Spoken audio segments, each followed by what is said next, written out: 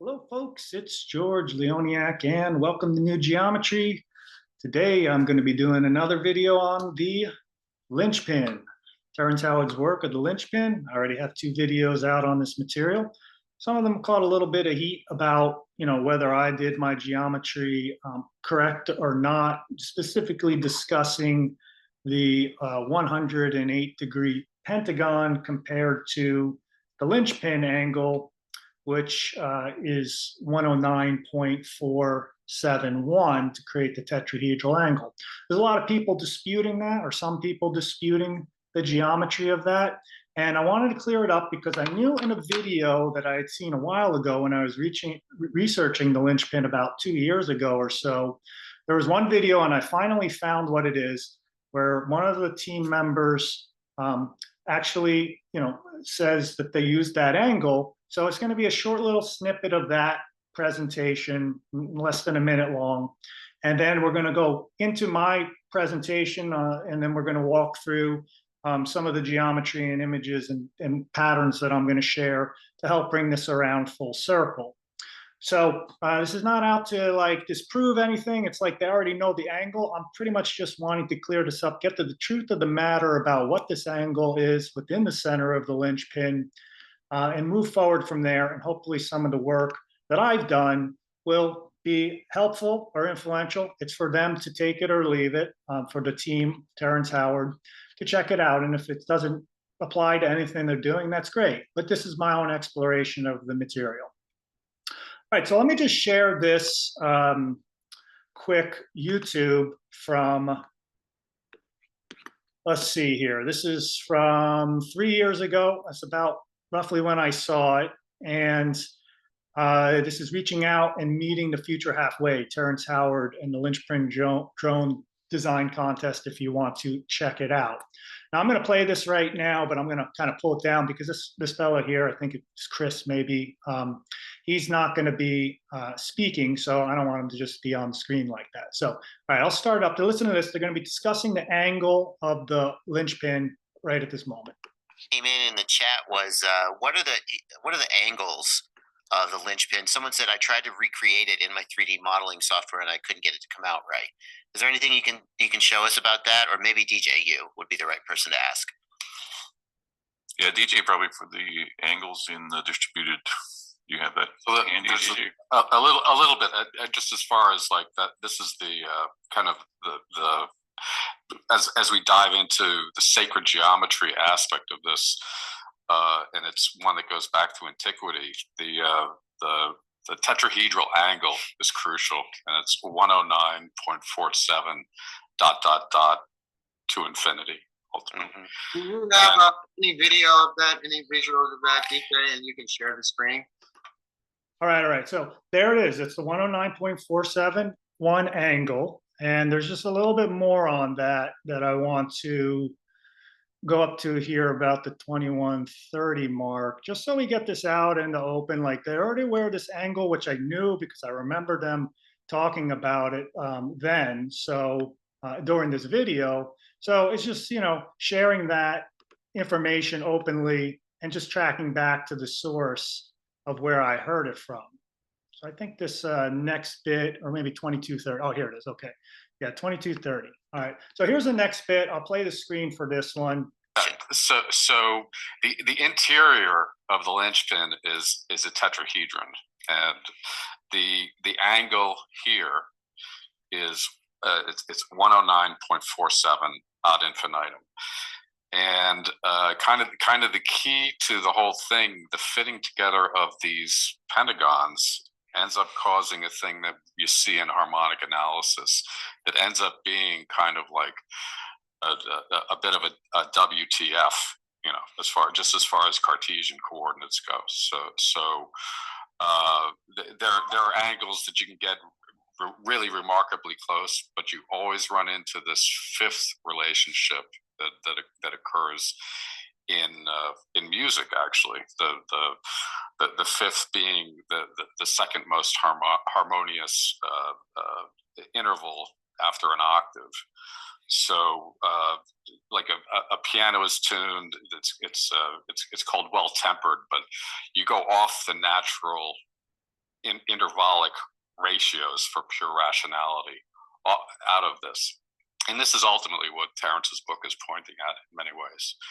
And what are the energetics that cause life to form ultimately? And you'll see this in things like sand dollars, etc. Like look at the pentagonal aspect of many flowers, and our entire anatomy is built off the symmetries of five, and where do those come from? And that's ultimately the pointing error. Okay. So, all right. So I start off this video. So there is the tetrahedron angle again described in the center of the form, talking about the inconsistencies of when you put those into pentagons in the center, you're going to run into a WTF moment, as he said, because they don't quite fit the way we would hope, because you have to, create a 109.47 angle to make a pentagon fit within there. So the team was already aware of this. I'm just illustrating that now. So we have it on, out in the open, that this was just buried in some video, and I've now gone and researched it and be able to look at it. So let me stop the share on this. And now I want to hop over to my screen share and just kind of roll with the regular presentation with the research I've been doing on the LynchPin. Now that the air has been cleared a little bit, hopefully, about the team knowing about that, which I did state in both videos. I'm pretty sure they knew the LynchPin angle was that. And now the issue, for the most part, is not really an issue, but the thing that I'd like to discuss will be after this slide. But this is the first slide in the presentation I did previously about the LynchPin. And this is the same orthographic drawing that you just saw on that video that I played. So this is from that same little booklet. And this was what surprised me, right? So this is meant to be an orthographic drawing. And we already know that the angle cannot be 108 on these pentagons all the way around. So that means that this orthographic drawing is a little bit misleading. And like you heard at the first segment that I played, somebody tried to build this and they ran into issues. So that was one of the viewers asking, hey, what was up with this? It didn't work. So when we introduce a new form into the pattern language of sacred geometry like this, it'd be nice if everything was unveiled, the orthographic drawings worked, so someone can actually construct it from that template that you're going to use, that anybody can build it based on this information here. So when I saw the 108-degree angle here, I knew that this probably wouldn't work out because it can't fit in there. But they already, so this angle must not really be 108 for the LynchPin, is what I'm saying. It has to be something else, and I'll show you what that angle is in just a moment. So this is the LynchPin that the new LynchPin, I called it here. I'm not attached to the name. I don't care what this is called, because really what I'm concerned about is what happens when you create a pentagon that maintains the golden proportion, right? So the golden proportion is still going to be maintained on the cross diagonals of the star that would be inside, in addition to without having 108 angles, right? So this has got 109.471. So that's what I based my form on, the one that I built here, right? This is based on the 109.471, but it didn't have equal angles because I found this form from the drawings of sacred geometry, right? So I went into the drawings and created the circle patterns to figure out how to draw this. It's actually the same projection, comes from the projection of a regular dodecahedron on the cube edge view. That's all documented in the first video of this that I did on this whole LynchPin discussion. And these are some other orthographic perspectives. And all of these measurements for all these drawings are all going to work out. And the Golden Seed of Life circle template here help construct the form from this hexagon view, for instance. And the interesting thing is it's the same view of the convex regular dodecahedron in this perspective of the threefold symmetry, okay? So, but they're completely different because this actually would have a 108-degree angle, where this one meeting into the middle of the form as if it were a tetrahedron in the middle, right? following this tetrahedral bond angle that we have here, well, then it's not the same 108 pentagon, it's 109.471 angle in there. So it's like an optical illusion based on the 2D drawing is providing two different types of information that can be gleaned from the same line drawing there. Okay, and we could do this with curves or whatever, but the lines are helping us to just keep it in a frame of reference to help see what measurements are showing up and things like that. Because this is the next element that I like to discuss. This is a figure that I didn't have in any of the other presentations, but I just wanted to have it because I just mentioned that I read something in the AT&T presentation about all the edge lengths of the linchpin being equal, and I just wanted that to be documented so people could see where I'm getting my sources from. This is on the LynchPin website. You can download that whole article and read through it. I mean, they've done fantastic work. It's way more technical because they're building something for flight as a drone than just a geometric form like I'm working with here and showing you. This will have propellers in it and be able to fly. But I'm strictly looking at this from sacred geometry angle to see how the angles and edges line up, but not only individually, because that could be fine just as it is. How does it embed into the larger patterns of sacred geometry and the templates that exist in sacred geometry? So this is the diagram here that's showing the edge lengths all being equal as we go around. So every edge length in the linchpin, Terrence Howard's linchpin, all the edges are equal. The angle is 109.47 in the middle, right? But all these other angles are going to be different, okay? So I do have a slide for those angles and the measurements coming up, but I wanted to show, and maybe it's better to do that one first. So let's skip to this one first. So here's the linchpin pentagon, the regular linchpin, and I'll just call this one the new linchpin because whatever, the sacred geometry techniques I applied to the same concept. Certainly not trying to steal Terrence's idea on this. I'm just hopefully augmenting it and putting it into a different context, which was done by myself, who works with these drawing templates rather than just the AutoCAD programs to produce this. When we put it into the sacred pattern language like that, then I'm able to show you other connections to other forms this will relate to. So over here, this is what happens when we make all the edge lengths equal, but we have a 109.471. I'm pretty certain that this would have to be the pentagon that is used, because if you have a 109.471 angle at the top, and let's just say these outer measurements are equal edge length, these are the square root of 3, okay, 1.732. So if that's 1.732, 1.732, all the way around, then these angles have to be 106.813, 108.451, okay? And that would be the same mirroring on this side. So when you do that, though, something interesting happens because, to measure a pentagon to see if there's golden proportion in it, one of the easiest ways to do it, of course, is measure the edge of the pentagon to the kind of star arm diagonal that goes across, let's say from J1 to O1, that line that I have there.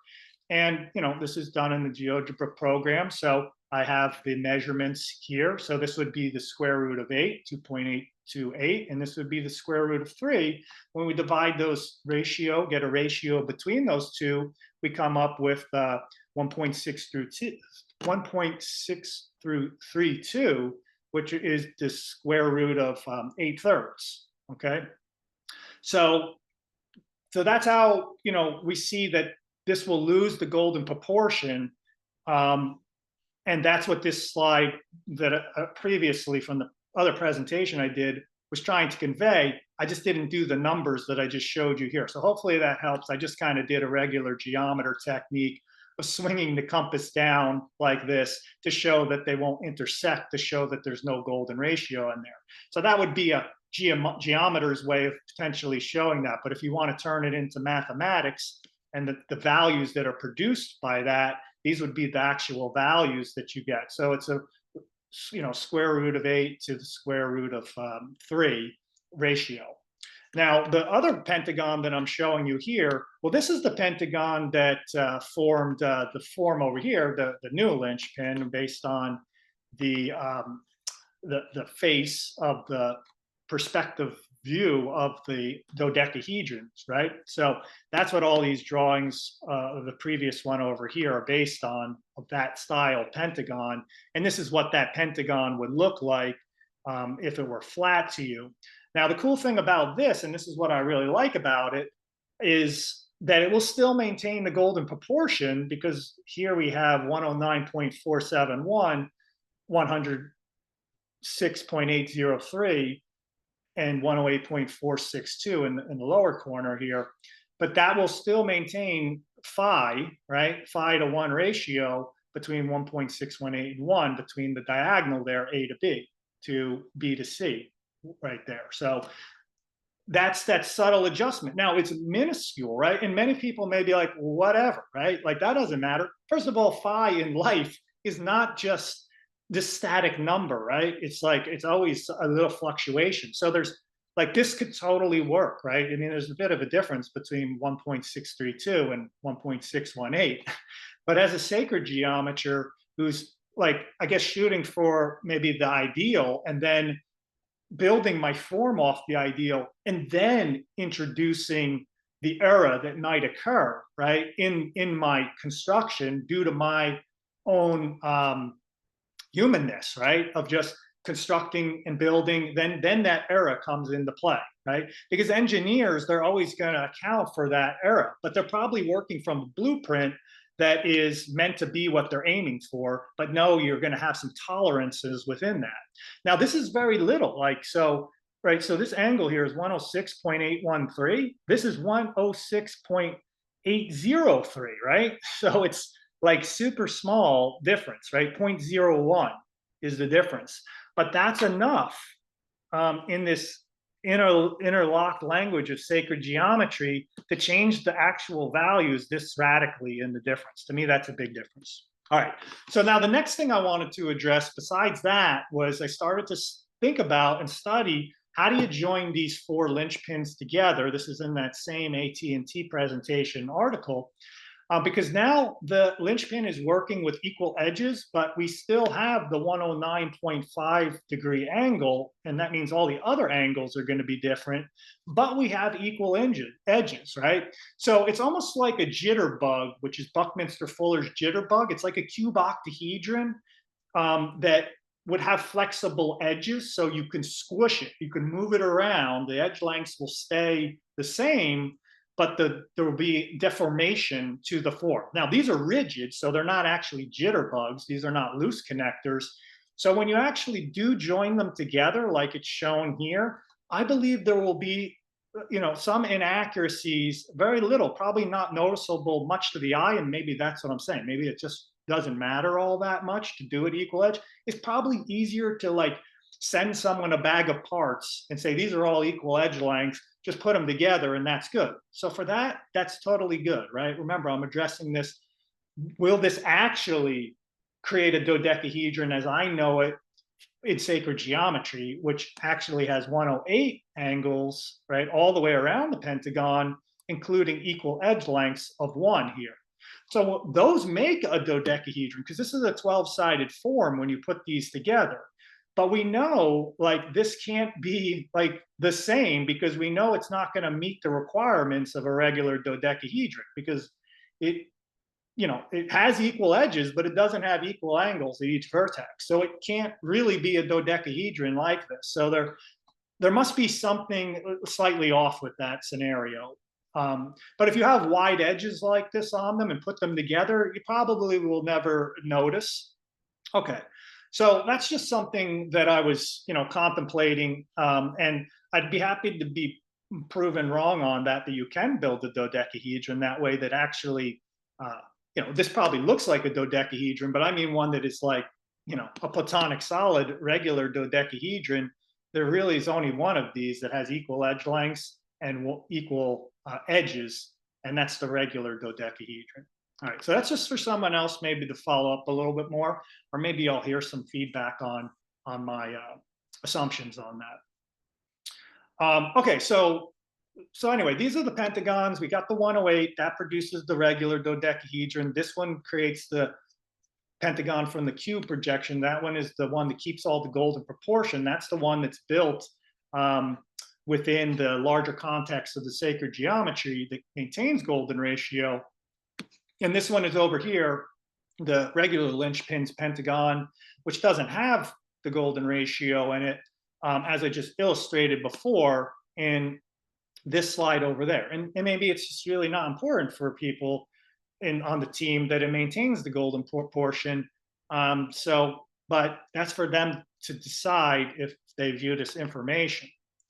Now, the reason I find it to be important is because it embeds it into the body of sacred geometry rather than applying an equal edge measurement without really any justification for the equal edge that I know of. Because this will now fit into this hexagon shape, which is actually part of the rhombic. This is, if I held the rhombic dodecahedron like this is another form that's, you know, related to octahedral, tetrahedral symmetry. It's another type of dodecahedron that has rhombic faces. But from this view, the actual outline of the form, right, if I cross-section it down the middle, is actually this outer shape, right?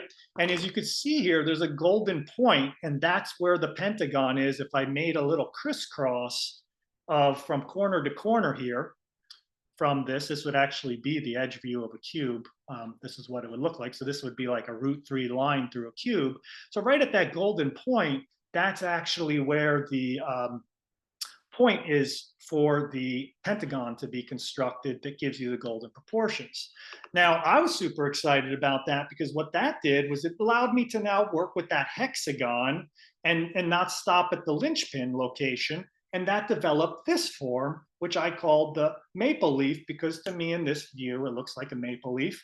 Once again, not attached to the name of this at all. I just think it's a super cool form, really because of its simplicity, that you can build it out of Zoom tools, like a kid could build this, and they can actually even build a portion of that new linchpin design, because you could connect, you know, stop it at the golden point. So this now becomes like something in education of young and adult people or elders, whoever, you know, to work with geometry.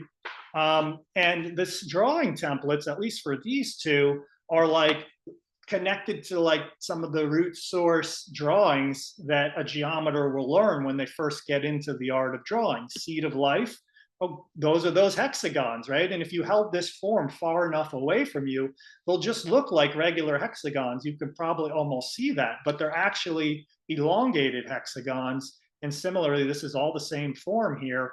And, you know, this could be a drone in itself, right? So, you know, you could do a drone like this and put the little propeller on the orange ball at the top here, fitting inside the hexagon space. So another possibility, and this has its own joining mechanism of how they would join together, which I shared extensively in a previous video before this one. But like I was just saying, you know, it's, you know, when you do the practice and art of sacred geometry, because that's really what I'm about with this. I'm not interested in making the patent on this or making this into a drone. If someone else is inspired to do that, I'd love to see it.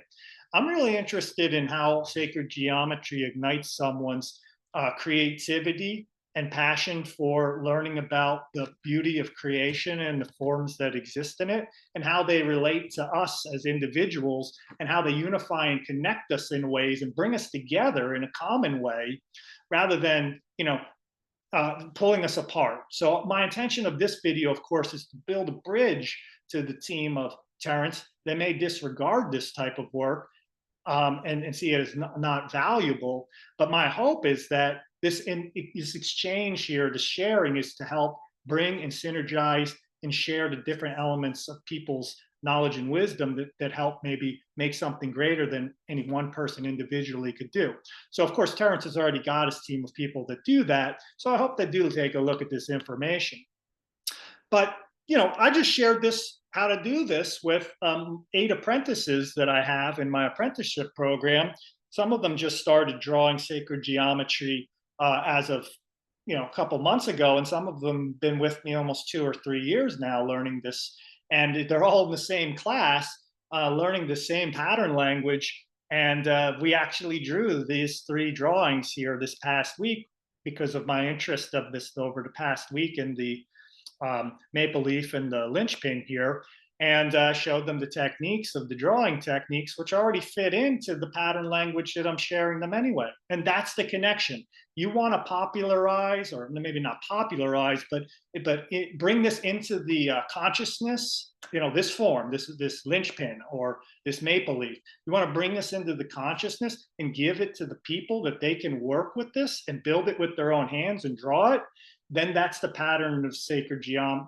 That's the gift of sacred geometry. It helps make that bridge from science, right, back to a person who could interact with it and develop a sense of connection and spirituality through relationships with these patterns. And then they're understanding what the science is communicating because they have something that isn't just being told to them anymore. They have the gift in their hands, right? They're using their own hands to produce this. And that's what, my mission with the new geometry is to give more and more, give access to those skills of building and constructing and drawing sacred geometry and developing the practice around it to see the interconnections and the journey it will take you on throughout the whole course of one's life.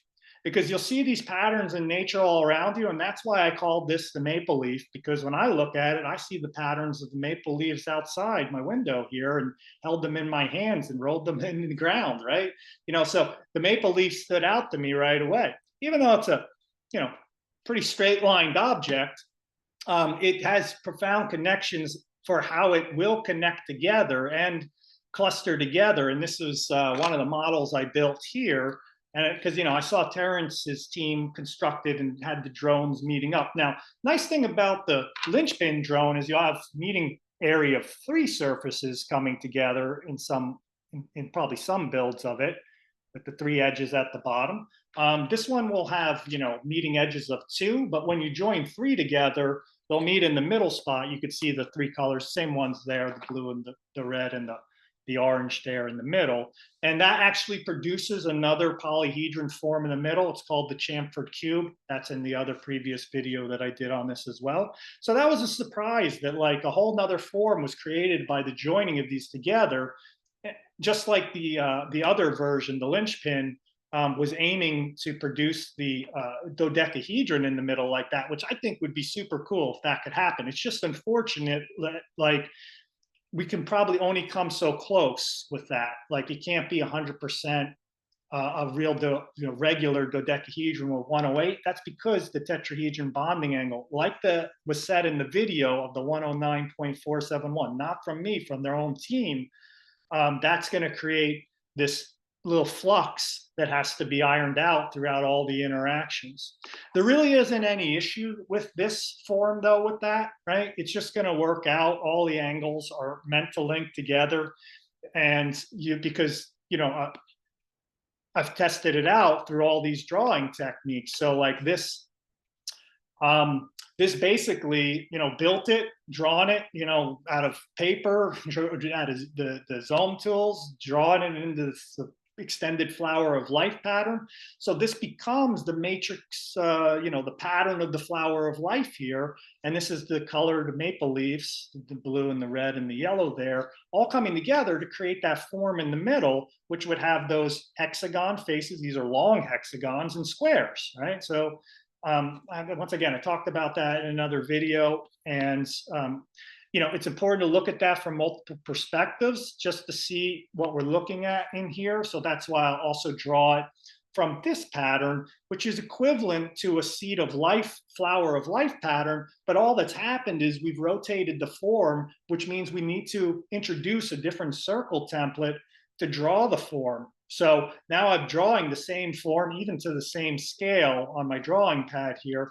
And then I'll build it. And then when I rotate the build form, same thing happens. So this is 1-for-1, 2D to 3D relationship, perfect match. No issues with angles because this is all following the 104.7. It's like it's a totally harmonious with it. It's like I'm built on this. My rhombuses are built on 109.471, that hexagon angle, because essentially it's just a big rhombic dodecahedron, right? This form I held earlier, it's all based on this cube and octahedron compound, which is the foundation. In there is the tetrahedral bonding angle that's found in, diamond lattice and methane CH4, right? So those have that tetrahedron bonding angle, and I'm sure other things that I'm not aware of.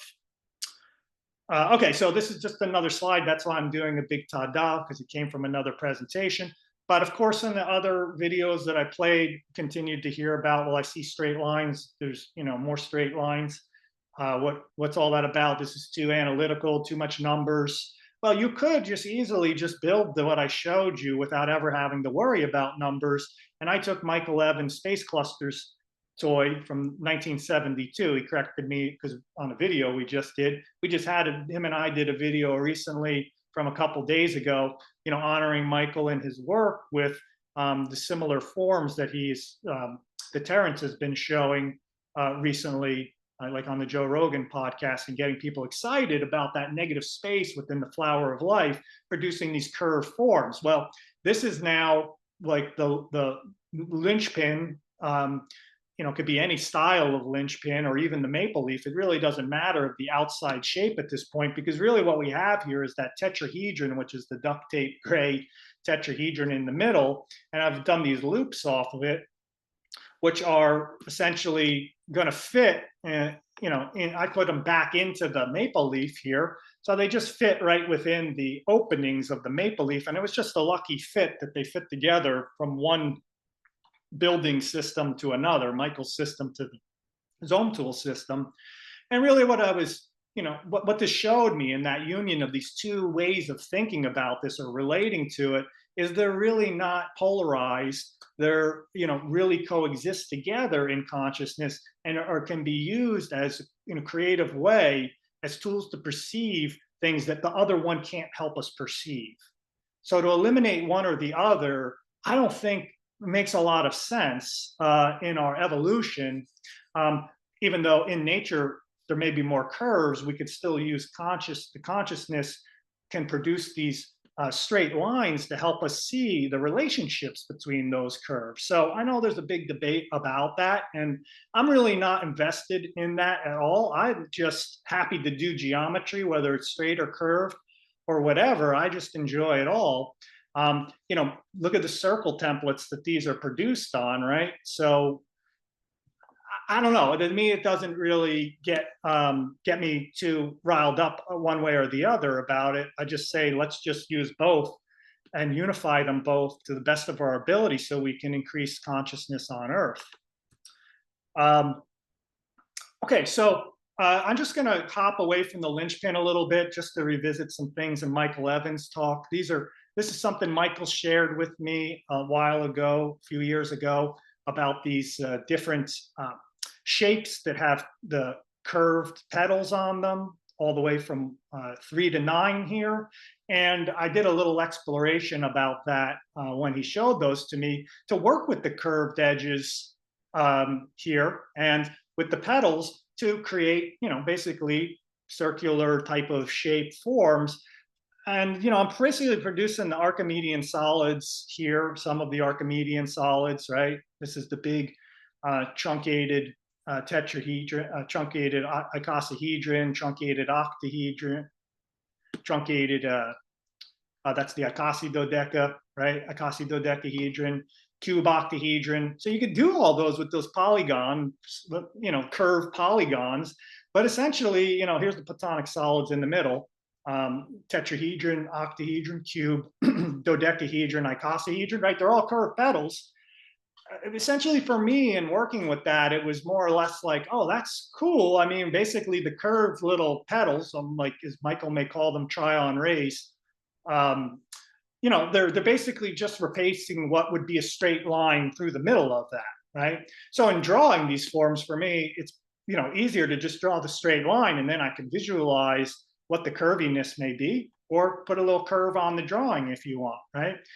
So this is the template that I came up with, and I modified it to produce golden ratio segments, which is different than just working with the equal edge segments. And interestingly, I just realized that by doing that, I created, before I knew it, that the new linchpin actually was, fits right inside a truncated tetrahedron with golden ratio hexagons on it, right? So the new linchpin, done the way that I've done it without the equal edges, this is that form, that actually is the vertices of this on this little curved truncated tetrahedron. So if I move that out of the way, that's what the curves look like of those golden hexagon faces.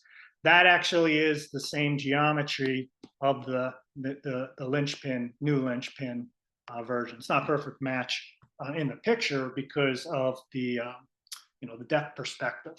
Also created this kind of cuboctahedron kind of golden hexagon, golden rectangle face. All right, so that's all from that little template down on the bottom. So I had a lot of fun exploring curves. I think there's a lot of people that saw the previous videos and were ready to just jump on me right away because they are all like, you, bro, don't use, you don't do, you got no curves, it's all straight lines, things like that. But I've done a lot of work with the curves and making the connections to the geometries that are based on the linchpin by doing it before I even realized it. So anyway, so one other thing I wanted to discuss here that I thought was interesting, I just did this last night because there's a lot of discussion about the flower of life.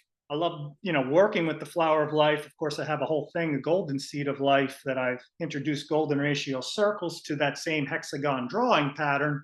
And last night I was more or less like, let's see what happens if I just choose a different template, right? Because there are other sacred geometry templates. And this one is based on the twofold pattern, and it's still a beautiful circle pattern. It's basically it's equivalent, the same thing to this pattern, right? This is the same design. Remember, all I did was rotate the flower of life. The circles are going to be rearranged differently. They're even going to be different size because this is just a projection that, as I said in a previous video, allows for creative possibilities to emerge from the projection of the petals and circles and the lines, whatever it is, it's still 2D, right? So we can make it 3D in a variety of different ways. So I said, well, I've done a lot of work with straight lines on this, but what about these petals, right? What are they going to do? Let's fold them up and see, like Michael has shown. And it's going to be different than the image I showed over here because these are all just the same petal sizes. So this is the square one. This would make the cube here, but the petals are all the same size on all these, okay? But this is now actually coming from the template itself, and you'll see when I cut these out, they make perfect circles. And there's the lines that I'm going to score the edges along on those curves, right? And I'm going to make, that's the same curve there, and then I'm going to fold those up and glue the insides together so the petals meet like that. And there I go. I made a curved cube, curved in like that. And it's going to have eight points and these 6 kind of little raised faces. And I just, made a new discovery, right? Maybe I'm the first person that ever did this, and it's a huge deal. But I don't really look at it like that. I just think it's just taking this creative way of working with the circle template and making it into these curves and then, gluing them together like this. And then seeing what that's going to teach me over time, because there's always more that will unpack, just like Michael Evans went on that long journey studying the flower of life pattern. Maybe there's a bunch more in this pattern, and maybe pentagon pattern. When I draw that, I could cut those out and cut out these petals into pentagon petals and then build the dodecahedrons and stuff out of those templates that they emerge from, right? So there's a lot more to explore with the templates and the curves that could be associated based on the work that Michael shared with me. Now, just one last slide. It's really kind of a lot different than the other ones. I just want to give a plug to this other video that I did a while ago, the Golden Circle Seed of Life. The template is the forms. So when I first started working with Michael and talking to him about his relationship to the curved geometry. I had been working extensively with this pattern underneath this, the golden seed of life. Below the lines is the golden seed of life pattern, which basically has golden ratio circles within inside the large circle. So the big red circle there has another smaller circle within it. And that actually, why I put the lines over top of it, those are actually Penrose tiles arranged in hexagon perspective. So here's a little Penrose tile. Each of these little vesicas here are 72 degrees and 36. So they're little golden triangles all throughout the hexagon pattern now. And that made so many amazing corrections to sacred geometry, inversion, to drawing the dodecahedron, icosahedron, all those things easily done in the golden pattern here, in this golden seed of life. But then I was like, well, I'm exploring the work with Michael, so maybe I should see what type of patterns I can cut out of this circle template and see what emerges. Well, what I did was, because these are in golden proportion to one another, when I go ahead and cut those out, well, then I have basically a golden rhombus, kind of, right? And I'm able to make the icosahedron, dodecahedron compound out of these. So I folded those up, or, you know, they're all curved forms, and that's a kind of icosahedron, dodecahedron, kind of two surfboards crossing one another there. And I did that with the cube octahedron, you know, form as well over here.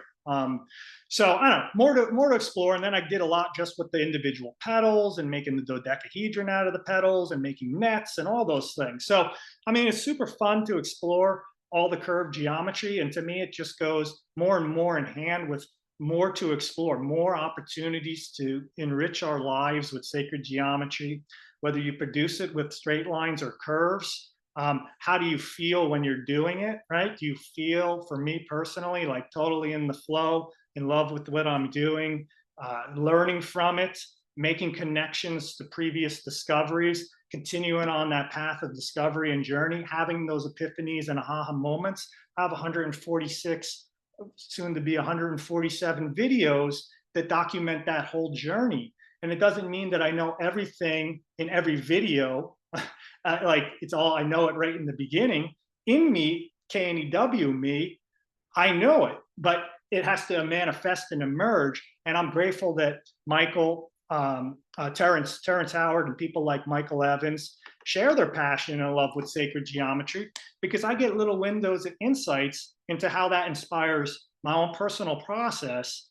And I hope that the geometers and sacred geometry community, or people who are just getting into this, really can find a place to connect and relate about the sacred geometry in this context, that no one is really right or wrong. We're applying sacred principles. And when we do that, one of the most important things is to get our egos out of the way so we can really address the sacred, right? To approach the sacred, the ego has to disappear, so we can really put our emphasis on what's the truth of this form, what's the truth of these relationships here. And that just creates more of an open, honest dialogue between the forms communicating through us. Like, what's the story that they want to tell? And yes, you know, we can all be imperfect messengers of what this is trying to tell. So it's important not to place too much of our own personal projections on what this may be, and allow it to continue to unveil itself over time as we continue to study, develop relationship with it, make modifications if there's inaccuracies. That's really what this journey invites us to, rather than making it sound like we have it all figured out. And then the advancements will really start to flourish. So thanks for joining me for the video. Probably went on a lot longer than I expected. I really appreciate you taking the time to be here with me. Check out the new geometry courses. Like I said, I love working with my apprentices. There's lots of other types of courses there that can get you started in sacred geometry. And as well, check out the New Geometers Facebook group. There's a decent sized number of people over there engaged in this kind of discussion, showing their passion and work with the geometry. All right, well, much love and appreciation. And one last thing, I invite Terrence's team, anybody on it, to engage in dialogue with me around this if they'd like to. I'm totally open to discussing this, obviously. And Apologies if anything in there was abrasive. And I want to share everything with the utmost respect as possible and speak the truth about the relationship of the forms as I experienced them. So I'm looking forward to hearing any other interpretations from that team or anybody else. So once again, I'll sign off now. Much love and appreciation, and have a great day. Bye.